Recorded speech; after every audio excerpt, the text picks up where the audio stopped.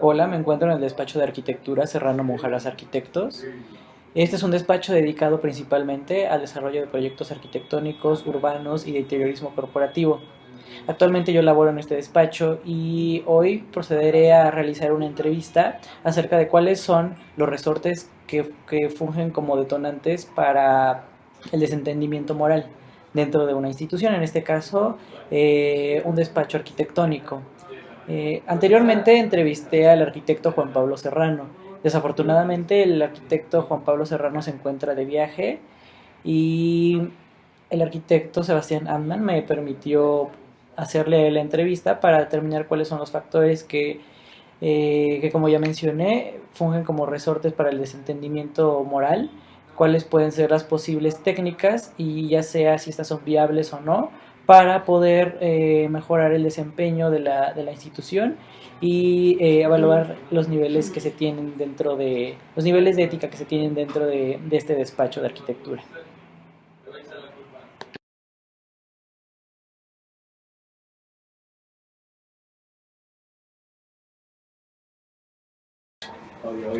Hola, buenas tardes. Me encuentro aquí con el arquitecto Sebastián Apman, es subdirector en el despacho de arquitectura Serrano Monjaras Arquitectos. Buenos días, Alonso. Buenos días. Vamos a empezar con la primera pregunta de la entrevista, que es ¿cuáles son los principales resortes que detonan el desentendimiento moral en su institución? Ilustrando la explicación con algunos ejemplos concretos. Bueno, creo que el mayor problema que existe en el despacho podría llamarse el desplazamiento de la responsabilidad. Muchas veces sucede esto con diferentes equipos de trabajo, en donde los gerentes de proyecto o los responsables o los que están abajo intentan desplazar esa responsabilidad a alguien más, y es por eso que se llega muchísimo al ¿por qué no está listo? Bueno, porque tal no lo hizo, ¿no? Y es muy claro, hay un equipo, por ejemplo, no voy a decir nombres, pero hay un equipo en el cual la líder de proyecto está constantemente, digamos, fallando en su comunicación hacia del cliente, hacia el equipo, y atribuye siempre la responsabilidad de sus errores al equipo y no a la mala comunicación que está ella desempeñando entre el cliente y su equipo.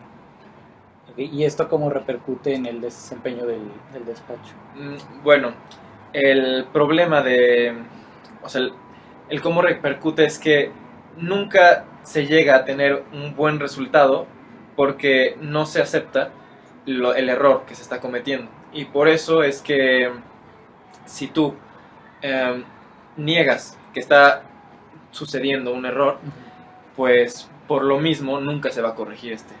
¿Tienes algún ejemplo así concreto de algo que haya sucedido en algún proyecto?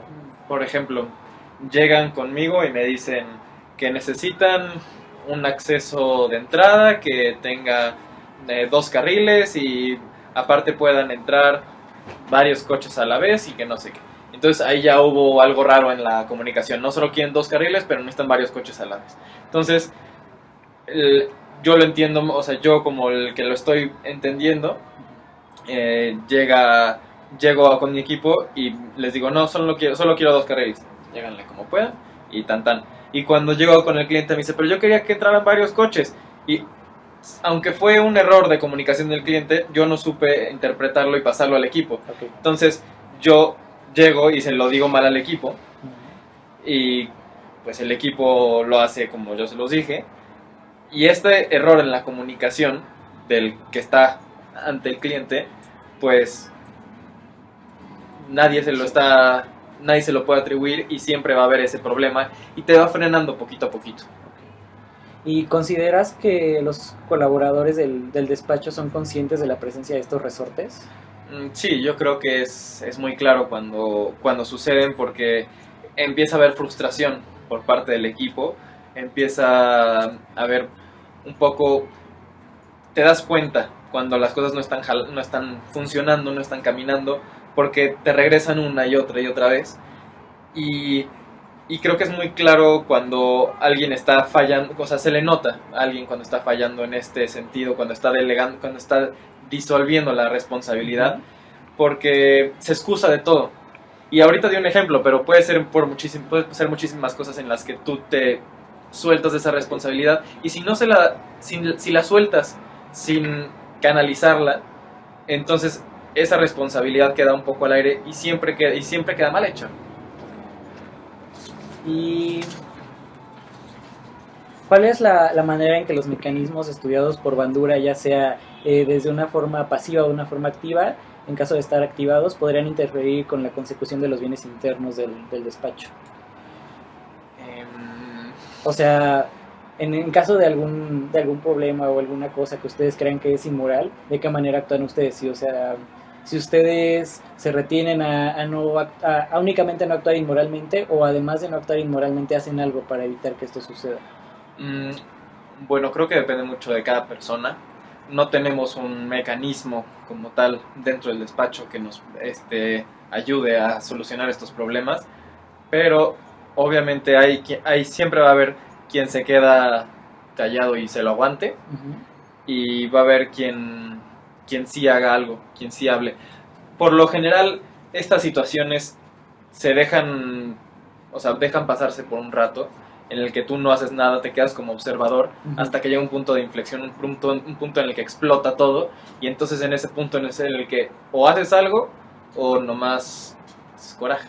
Pero pues depende mucho, yo creo, que de las personas. Entonces, ¿tú consideras que es mejor actuar de forma activa? Sí, yo creo que lo mejor siempre es platicar, siempre es tener una comunicación abierta entre todos para poder solucionar siempre las cosas, ¿no? Creo que el guardarse las cosas nunca es correcto. O sea, no generas nada. ¿Y crees tú que las problemáticas que se generan en un proyecto afectan a los proyectos posteriores? Sí, por supuesto. Si en un equipo de trabajo un proyecto no acabó bien, el siguiente puede que empiece mal. Aparte, eso pasa mucho con los proyectos de arquitectura, porque son muy largos, y por lo mismo heredan cosas, y el heredar cosas de un proyecto pasado, más si es un equipo de trabajo, el mismo equipo de trabajo, si terminó un proyecto mal, el siguiente ya va a tener fallas.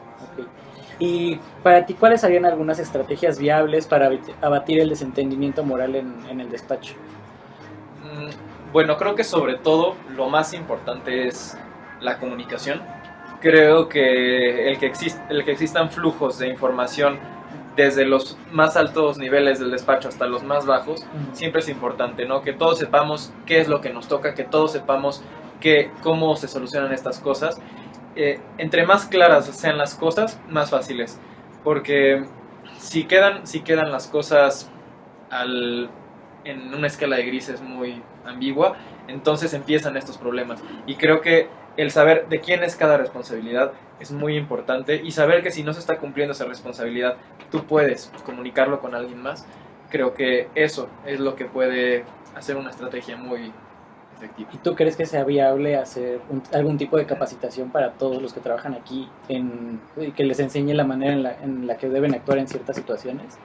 Sí, o sea, creo que no somos un despacho, o sea, no somos una empresa de muchísimas personas, y creo que una capacitación puede ser bastante rápida, y creo que también puede ser bastante benéfica al despacho para tener pues esta mejor respuesta a los problemas, ¿no? Creo que sí es viable. Bueno, pues sería todo de mi parte. Muchas gracias por recibirme. Muchas gracias. Hasta luego. Hasta luego. Gracias.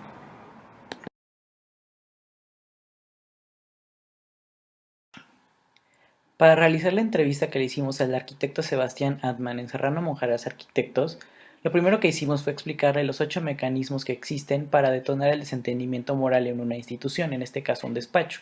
El primero que le explicamos fue el de la justificación moral.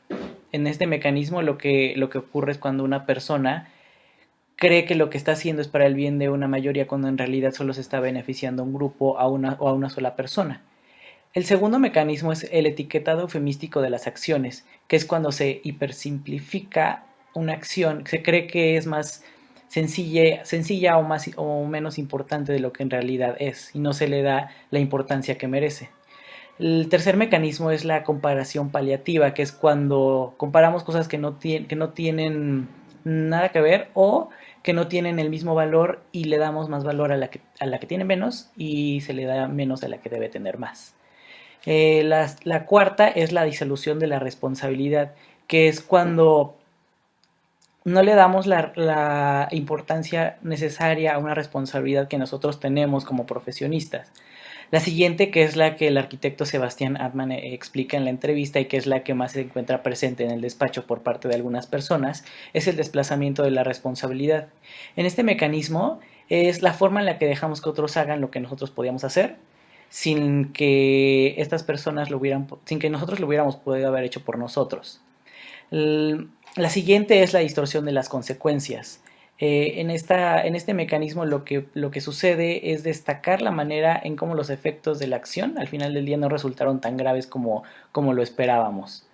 Después se tiende a deshumanizar a las víctimas. En este mecanismo lo que pasa es que no se le da el valor y la dignidad necesaria a la vida humana, y con esto hacemos acciones sin pensar en las consecuencias que va a tener en las personas que pueden ser afectadas.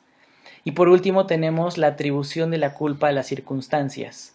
Esto es algo que sucede muy a menudo, en este caso no lo manejamos durante la entrevista, pero muchas veces la gente se escuda o se defiende atrás de lo que está sucediendo y por eso tomaron las decisiones que tomaron. Y esas fueron los mecanismos que nosotros le explicamos al arquitecto, y finalmente él nos explicó con ejemplos ya concretos cómo es que se presenta el desplazamiento de la responsabilidad dentro del despacho y cómo es que esto afecta a los bienes internos y cómo afecta también directa e indirectamente al despacho como institución.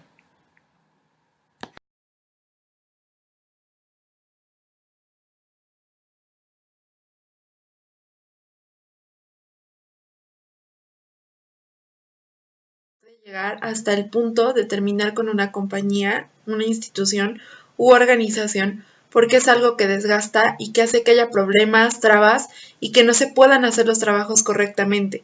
El desentendimiento moral nos dejó claro en la entrevista con el arquitecto Sebastián Altman, que genera problemas y que estos no solo afectan en el trabajo del despacho, sino que empiezan a repercutir en la sociedad porque no se hace lo que se pide o no se está entregando a tiempo.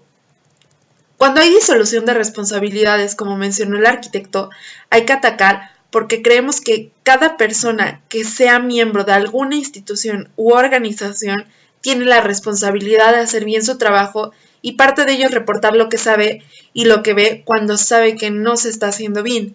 Si nosotros sabemos que hay un problema de disolución de responsabilidades y estamos conscientes de que lleva tiempo y que todos saben de quién es el problema, entonces hay que decirlo, o de otra forma no se va a poder trabajar mejor, no habrá resultados diferentes y no será fácil entregar algo sin que sea devuelto porque nadie se responsabiliza de lo que pasa.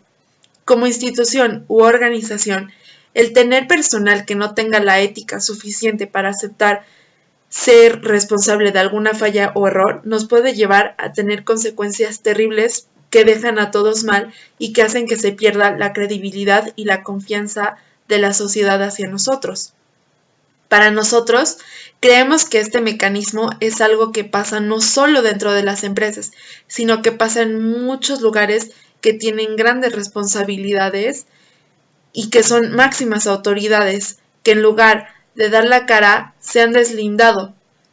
El pasado 19 de septiembre es un ejemplo que nosotros vamos a utilizar porque nos permitió ver que la disolución de responsabilidades no ha permitido esclarecer ciertas situaciones o hacer justicia por un acto de negligencia que cobró la vida de personas y que tiene que parar para que no vuelva a suceder. Que nosotros, como arquitectos, nos sentimos con una profunda responsabilidad de acabar con ellos y de hacer que se exija justicia en ese momento, y que a partir de este momento y de lo sucedido se exija calidad y manos duras que no permitan que se hagan construcciones que no sean seguras, que no cumplan o que estén en zonas de riesgo. El gobierno y las instituciones se han quedado con una pésima reputación al no saber qué responder, al tener mecanismos de deslindamiento de responsabilidades y al no querer asumir la responsabilidad y al no hacer justicia, la credibilidad se pierde y con ello perdemos a nuestra sociedad.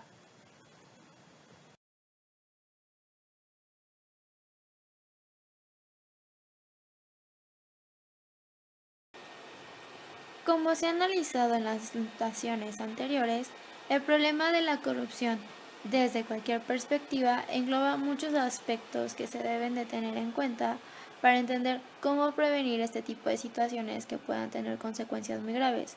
Como hemos visto, en la arquitectura es muy fácil cometer este tipo de errores de actos corruptos, pero también hemos visto que sus consecuencias pueden ser muy graves, porque puedes atentar ante la integridad o la salud de alguna otra persona.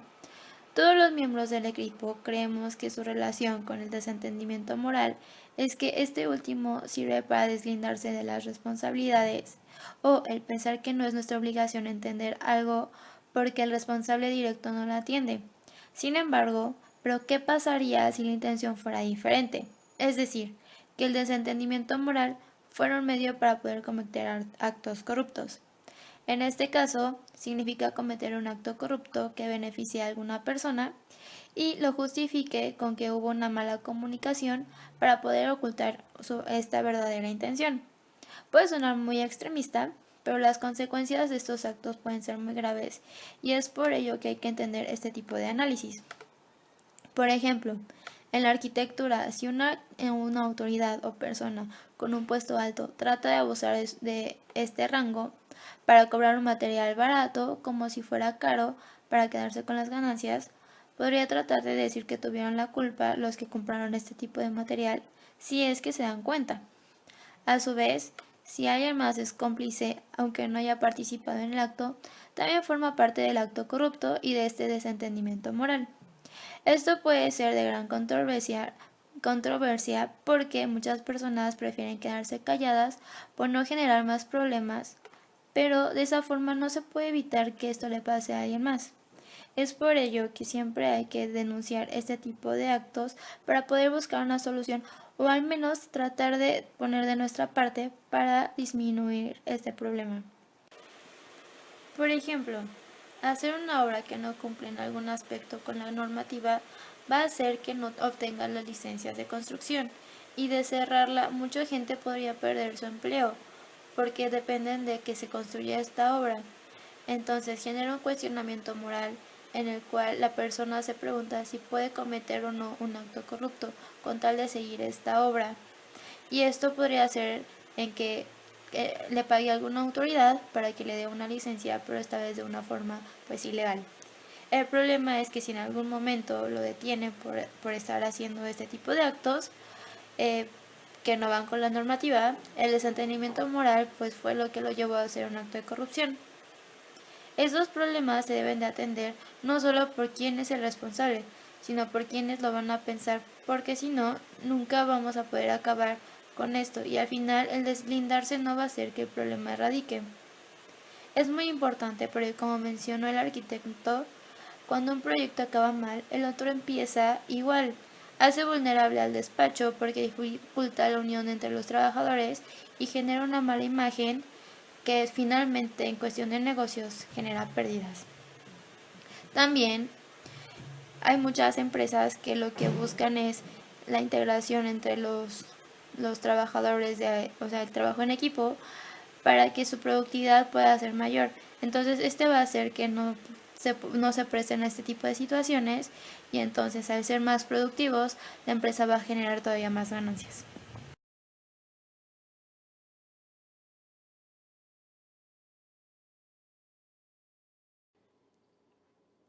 Después de discutirlo y evaluar todas nuestras conclusiones, hemos visto que la falta de comunicación y compromiso por parte de los individuos involucrados es lo que ocasiona que recurran a dichos mecanismos.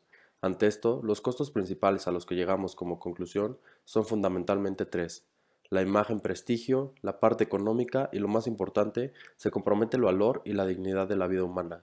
Concluimos también que es un círculo vicioso en que es necesario poner un alto a alguno punto de manera estratégica para poder detenerlo y llevar a cabo proyectos con un mayor grado de desempeño y productividad. Este círculo vicioso afecta al ambiente de trabajo, las malas prácticas y actitudes en que se vuelven tan constantes que pasan a ser parte de dicho ambiente y con eso se generan otras problemáticas que pasan a dañar la composición de los proyectos y su estructura como una unidad de la cual depende la institución. Al afectarse la forma en la que se trabaja, es más difícil poner el desentendimiento moral por los resortes estudiados.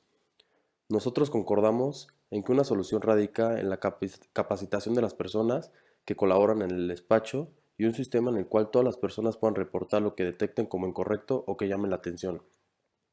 Es importante señalar que todos los involucrados son parte de un equipo y deben tener el mismo nivel de compromiso independientemente de cuál sea su salario, puesto o nivel educativo. Como profesionistas es indispensable tener esto presente y estar conscientes de que todo lo que hagamos tiene consecuencias a varios plazos. El prestigio, la satisfacción personal y profesional, así como la parte económica, son las remuneraciones que tenemos del trabajo que realizamos, y es importante siempre tenerlas en cuenta, ya que son factores que nos motivan a seguir adelante con calidad y a superarnos a nosotros como individuos y empresas. Sin embargo, retomando el último punto, y más importante, es el hecho de que nunca debemos dejar de considerar el valor y la dignidad de la vida humana, ya que esto representa lo que hacemos y para quién lo hacemos. Si no, haríamos proyectos vacíos. Como lo vivimos el 19 de septiembre del 2017, las vidas humanas y su calidad de vida son lo más importante que tenemos en las manos como arquitectos. El arquitecto Sebastián nos comentó que solo ha detectado el desplazamiento de la responsabilidad como resorte del desentendimiento moral y cómo afecta a los entregables que tienen los proyectos y en la frustración que se tiene como equipo. Sin embargo, nosotros creemos que se puede dar casos en los que los diferentes resortes convergen en una misma situación. En este caso, creemos que la disolución de responsabilidad por parte del gerente de proyecto es lo que inicia un mal desempeño, ya que siente que no es una responsabilidad de encargarse de ciertas cosas que de acuerdo a él no le competen.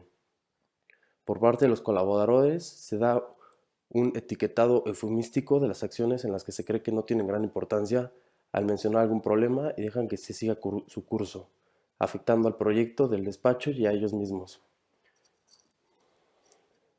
Si se tiene todo esto en cuenta, encontraremos siempre los caminos correctos para llegar al mismo punto que al final del día también se vuelve una costumbre y parte de nuestras vidas personales, académicas y profesionales. Finalmente, concluimos con una frase de Mahatma Gandhi. Cuida tus pensamientos, porque se convertirán en tus palabras, se convertirán en tus actos. Cuida tus actos, porque se convertirán en tus hábitos. Cuida tus hábitos, irán en tu destino.